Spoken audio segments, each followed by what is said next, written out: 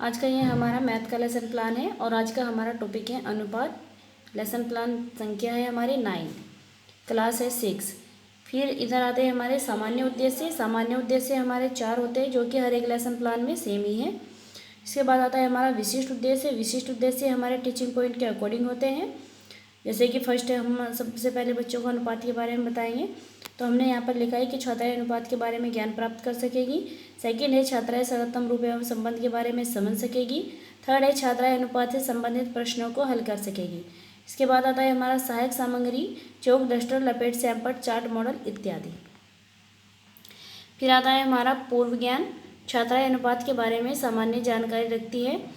Introductory question, प्रस्तावना प्रश्न, इसमें इस तरह की टेबल बनती है। छात्रा अध्यापिका कथन और छात्रा उत्तर। ठीक है, या आप अध्यापिका कथन भी लिख सकते हैं। फर्स्ट है हमारा संख्याएं कितनी होती है, तो बच्चे इसका आंसर देंगे 1 2 3 4 कहीं तक भी बता सकते हैं, अनंत तक। सेकंड क्वेश्चन है हमारा छात्रों 2 और 4 एक जैसी संख्या है, तो बच्चे बताएंगे कि नहीं यह अलग अलग है। थर्ड है हमारा इन अलग अलग संख्याओं को कैसे पहचानेंगे, तो बच्चे इसका आंसर देंगे तुलना करके। फोर्थ क्वेश्चन है हमारा तुलना को गणित की भाषा में क्या कहते हैं, तो यहाँ पर भी हमारा समस्यात्मक प्रश्न हो सकता है, क्योंकि हम ये क्वेश्चन लेंगे 4 कि तुलना को गणित की भाषा में क्या कहते हैं। तो यहाँ पर आंसर हो गया हमारा अनुपात। हम इसको समस्यात्मक प्रश्न भी ले सकते हैं, लेकिन यहाँ पर मैंने 5 क्वेश्चन बनाए हैं। फिफ्थ क्वेश्चन है हमारा अनुपात से आप क्या समझते हैं, ये हमारा समस्यात्मक प्रश्न है, संभावित उत्तर। फिर आता है हमारा उद्देश्य कथन। छात्राओं आज हम अनुपात के बारे में अध्ययन करेंगे।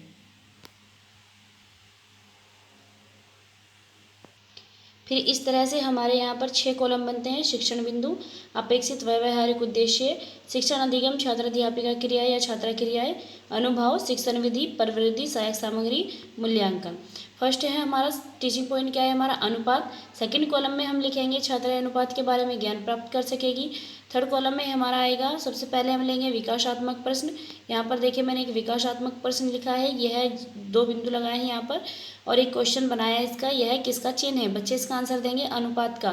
सेकंड है हमारा अनुपात किसे कहते हैं, यह समस्यात्मक प्रश्न हो जाएगा और विधि हमारी हो जाएगी ये व्याख्यान विधि, और जहाँ हमने विकासात्मक प्रश्न लिया है वहाँ पर हमारी हो जाएगी प्रश्नोत्तर प्रवृत्ति। फिर हम यहाँ पर अनुपात के बारे में लिखेंगे छात्र अध्यापिका कथन लिख के। जब 2 संख्याओं में संबंध देखना हो तो हम एक संख्या की दूसरी संख्या से भाग करते हैं, तो उन संख्याओं से प्राप्त परिणाम अनुपात कहलाता है। अनुपात को संकेत रूप में दर्शाते हैं। ठीक है, ये जो हमने 2 बिंदु लगाई है ये अनुपात का चिन्ह है।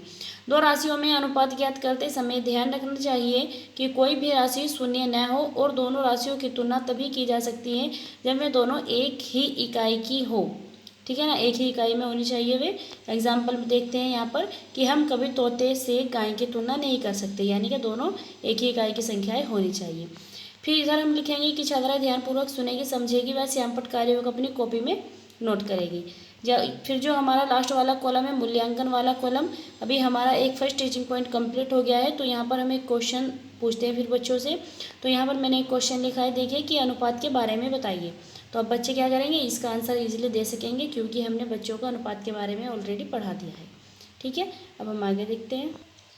ये हमारा सेकंड टीचिंग पॉइंट है अनुपात के विभिन्न रूप। सेकंड कॉलम में हम लिखेंगे कि छात्राएं अनुपात के विभिन्न रूपों के बारे में समझ सकेगी। यहाँ पर भी हमने एक विकासात्मक प्रश्न लिया है। प्रश्न है हमारा किसी अनुपात में कितनी संख्याएं होती है, तो बच्चे इसका आंसर देंगे 2 संख्याएं। सेकंड क्वेश्चन है हमारा अनुपात के विभिन्न रूपों के बारे में बताइए, ये हमारा हो जाएगा समस्यात्मक प्रश्न और विधि हो जाएगी हमारी व्याख्यान विधि। फिर हम इसके बारे में यहाँ पर बताएंगे छात्र अध्यापिका कथन लिखेंगे। अगर हम 2:5 पर विचार करें तो पता चलेगा कि 2:5 को भिन्न के रूप में लिखा जा सकता है। ठीक है, यहाँ पर देखिए 2:5 = 2/5। पुनः भिन्न को दशमलव रूप में भी लिख सकते हैं, 2/5 = 0.4। अतः अनुपात को भिन्न व दशमलव दोनों रूपों में व्यक्त किया जा सकता है। ठीक है, यहाँ पर हमने क्या किया, 2 को 5 से भाग कर दिया, तो हमारा दशमलव रूप में क्या लिखा गया है, 0.4। इधर हम लिखेंगे कि छात्रा ध्यानपूर्वक सुनेगी, समझेगी व श्यामपट्ट कार्यों को अपनी कॉपी में नोट करेगी। और जो हमारा मूल्यांकन वाला कॉलम है, फिर यहाँ पर हम एक क्वेश्चन लेंगे। क्वेश्चन यहाँ पर मैंने लिखा है कि 4:8 को भिन्न के रूप में लिखिए। इस तरह से हमने यहाँ पर एक क्वेश्चन लिया है। इसके बाद आता है हमारा थर्ड में हमने क्या लिखा है, आदर्श प्रश्न। यहाँ पर हम बच्चों को 2 क्वेश्चन करके दिखाते हैं। सेकंड कॉलम में हमने लिखा है कि छात्रा अनुपात से संबंधित प्रश्नों को हल कर सकेगी। फर्स्ट क्वेश्चन है हमारा 4:5 और 15:25 को भिन्न तथा दशमलव में बदलिए। यहाँ पर देखिए मैंने सोल्व करके दिखाया हुआ है ये, और इधर वाले कॉलम में हम लिखेंगे छात्रा ध्यानपूर्वक सुनेगी समझेगी व श्यामपट्ट कार्यों को अपनी कॉपी में नोट करेगी। विधि हो जाएगी हमारी यहाँ पर निगमन विधि। देखिए ये क्वेश्चन किस तरह सॉल्व किया है। 4:5 को भिन्न के रूप में, तो भिन्न के रूप में हम कैसे लिखेंगे, 4/5 लिखेंगे, और 4/5 का दशमलव रूप, इसका मतलब क्या है कि 4 को हमको 5 से क्या करना है, डिवाइड करना है। तो यहाँ पर मैंने लिख दिया है 0.8 होगा। फिर हमारा जो दूसरा क्या पूछा गया है, 15:25 का भिन्न रूप क्या हो जाएगा, 15/25 नीचे। चलिए अब इस क्वेश्चन को आगे देखते हैं। फिर यहाँ पर देखिए 15:25 का दशमलव रूप, 15:25 इज इक्वल टू 15/25। यहाँ पर हमने क्या किया है, इसको सबसे पहले सरल यानी कि छोटे रूप में लिख लिया है 3/5 करके, और इसका आंसर आ गया है 0.6। फिर सेकंड क्वेश्चन है हमारा, एक स्कूल में कुल विद्यार्थियों की संख्या 1500 है, इसमें से लड़कियों की संख्या 600 है, लड़कों तथा लड़कियों की संख्या का अनुपात ज्ञात कीजिए। तो यहाँ पर देखिए ये क्वेश्चन सोल्व किया हुआ है, दिया है कि कुल विद्यार्थियों की संख्या कितनी है 1500, लड़कियों की संख्या कितनी है 600। तो लड़कों की संख्या इज इक्वल टू विद्यार्थियों की कुल संख्या माइनस लड़कियों की संख्या। तो विद्यार्थियों की कुल संख्या कितनी है 1500 है, और उसमें से लड़कियों की कितनी है 600। तो 1500 में 600 माइनस किया कितना आया 900।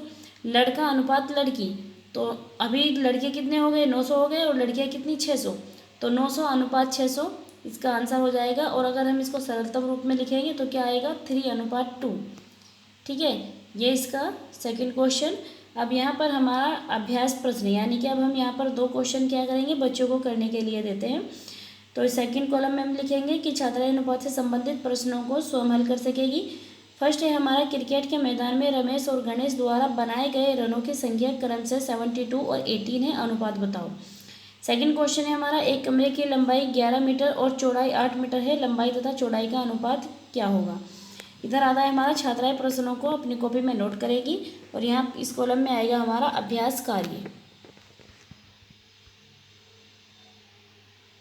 अब आगे देखते हैं हम, यहाँ पर आएंगे हमारे पुनरावृत्ति प्रश्न, यानी कि बच्चों को पढ़ाने के बाद में हम जो बच्चों को क्वेश्चन पूछ लेते हैं। यहाँ सबसे पहले मैंने लिए सही गलत। 4:5 का दशमलव रूप 0.8 है, तो बच्चे बताएंगे कि ये सही है या गलत है, यानी कि सत्य या असत्य। सेकंड है, भाग द्वारा तुलना करने को अनुपात कहते हैं। फिर है, रिक्त स्थानों की पूर्ति कीजिए। यहाँ पर मैंने इसमें 2 क्वेश्चन लिए हैं। फर्स्ट है, किसी अनुपात की तुलना करने के लिए डैश संख्याओं का होना आवश्यक है। सेकंड है, तुलना करने को डैश कहते हैं। इसके बाद आता है हमारा श्यामपट्ट कार्य। श्यामपट्ट कार्य देखिए, यहाँ पर जो ब्लैक चार्ट पेपर होता है उसको ब्लैक बोर्ड की शेप में कट करके इस पर भी इसी तरह से एंट्री होती है। अपना हम सब्जेक्ट लिखते हैं, टॉपिक लिखते हैं, डेट, क्लास एंड पीरियड। इसके बाद हमारा जो अनुपात है, अनुपात की देखिए मैंने यहाँ पर छोटी सी एक डेफिनेशन लिख करके दिखाई है, एक क्वेश्चन भी करके दिखाया है। तो इस तरह से आप ब्लैक बोर्ड वर्क करके यहाँ पर पेस्ट कर सकते हैं। इसके बाद आता है हमारा होमवर्क, गृह कार्य। यहाँ पर मैंने देखिए बच्चों को गृह कार्य में 3 क्वेश्चन दिए हैं। अनुपात किसे कहते हैं। सेकंड है 15:25 को भिन्न तथा दशमलव में बदलिए। थर्ड है हमारा 36 और 18 का सरलतम अनुपात ज्ञात कीजिए। इसके बाद आता है हमारा संदर्भ पुस्तक, कि हमने ये जो लेसन प्लान है कहाँ से बनाया है, कौन सी बुक से। तो यहाँ पर मैंने इसमें लिखा है NCERT द्वारा अनुमोदित कक्षा 6 की गणित की पाठ्यपुस्तिका। यहाँ पर हमारा ये पूरा लेसन प्लान कंप्लीट हो चुका है। अगर आपको वीडियो पसंद आई हो, ये लेसन प्लान आपके लिए कहीं ना कहीं मतलब इस हेल्प हुई हो इससे आपकी, तो प्लीज़ वीडियो को लाइक ज़रूर कीजिएगा और चैनल को सब्सक्राइब ज़रूर कर लीजिएगा। और अगर इसमें कुछ भी प्रॉब्लम दिखाई देती है तो प्लीज़ कमेंट बॉक्स में करके ज़रूर बताइएगा।